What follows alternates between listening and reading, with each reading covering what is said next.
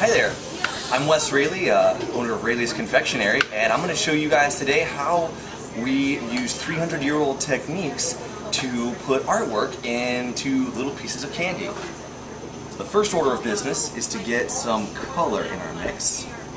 Right now I have what's basically pure sugar, heated up to over 300 degrees. You can see how hot it is because it's instantly boiling the water out of my food coloring. I've got to create a palette for myself that'll contain all the necessary colors for all of the elements of the artwork. This one's going to be a picture of a strawberry, a banana, and blueberries. Once we get the colors added, one more ingredient. This right here is anhydrous citric acid. This is the sour stuff on the outside of Sour Patch Kids.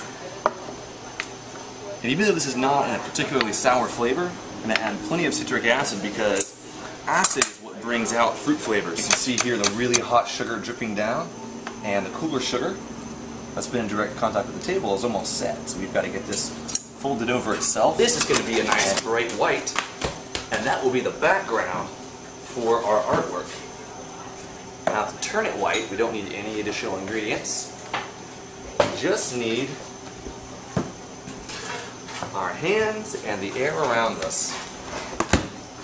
So as I fold the sugar over itself, you may be able to notice it's getting a little bit shinier, a little bit lighter, and a little more opaque. You can't really see through it any longer.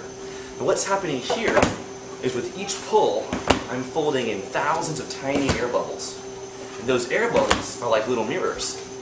They reflect the light, and as I get enough in here, this will turn into a nice bright white. Once we get it stretched out into about 100 feet of rope, all the design elements are going to shrink, and we should see a picture of the strawberry, blueberry, and bananas. And now we're going to use a little bit of gravity to help us stretch this out. Here we go.